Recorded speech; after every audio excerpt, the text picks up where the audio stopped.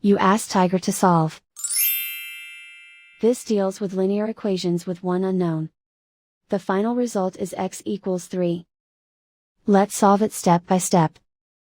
Simplify the expression. Simplify the arithmetic.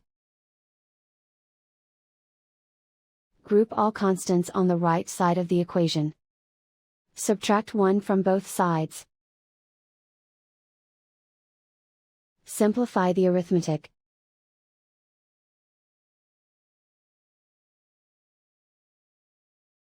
Isolate the x. Divide both sides by 3.